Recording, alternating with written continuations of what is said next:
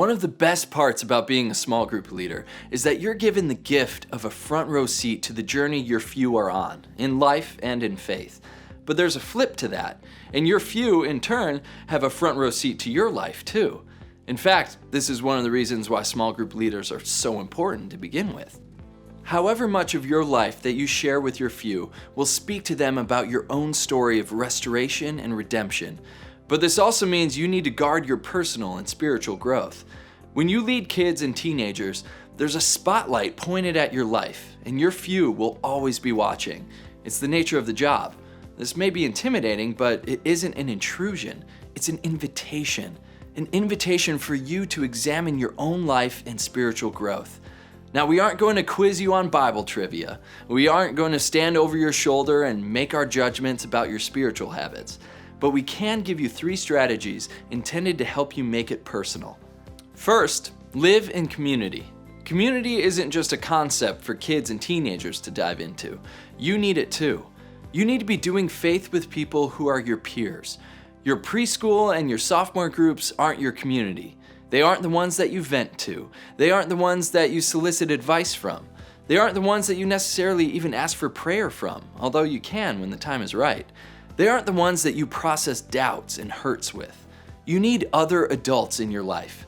You need a safe place where you can dump all your baggage. You need a place where you can be encouraged and challenged. And if you're going to look at your few and insist that community is important for spiritual growth, then you need to model that for yourself too. The small group you've formed with your few is for them. The community you live in with your peers is for you. Next, set priorities. Remember what I said about how your few will be watching? This is the perfect opportunity for them to peek into the life of an adult who models this and see what it looks like to set spiritual priorities. The truth is that they may not have other adults in their lives who are keeping their priorities straight. And your kids and teenagers may not have the benefit of being around any other adults who have their head on straight, who set time aside for important things, and who follow through on what they say. So leverage this spotlight. Spend time with your own kids. Be a good friend to others. Model a healthy and happy marriage.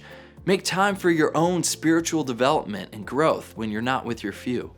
Let your small group see you demonstrating the discipline of setting priorities, whether spiritual, relational, or personal.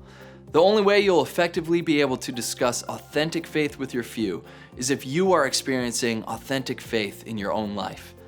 Lastly, be real. Now, this one may be a little tough if you're under the impression that the best small group leaders are the coolest or the funniest or the most talented. But you don't have to be cool or funny or insanely talented to lead kids and teenagers. The best volunteers aren't necessarily any of these things, but they're real and authentic. They're confident in who God made them to be, and they model for their few that kids and teenagers can be too. And that makes them the best small group leaders. So be real. Don't give in to the temptation to be something that you're not for the sake of winning over your few. Be authentically you. If you try to be someone in your circle that isn't consistent with who you are outside of it, you'll be found out.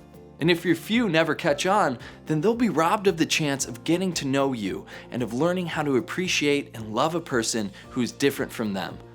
This is why it's so important to make all of this personal in your life. How can you encourage your few to spend time reading their Bible if yours is currently used as a coaster on your coffee table? How can you emphasize the power of prayer if the only prayer in your life is the one your son recites before dinner? How can you point out the benefits of discussing their faith with others if your motto is never talk about religion, politics, or money? How can you push your few to live out their faith if you never serve, praise, or give? How can you teach your few to be confident in themselves if you only let them see a manufactured version of yourself? Live in community, set priorities, be real. When you make time and create margin for these things, you're helping to ensure that your few are being led by someone who is living this thing out for themselves. It's more important for them to see a real, live person who is still growing, learning, and trying to live out authentic faith than it is for them to have another friend. When you're at your best, you'll be able to give your best. And you should give your best because your few deserve the best.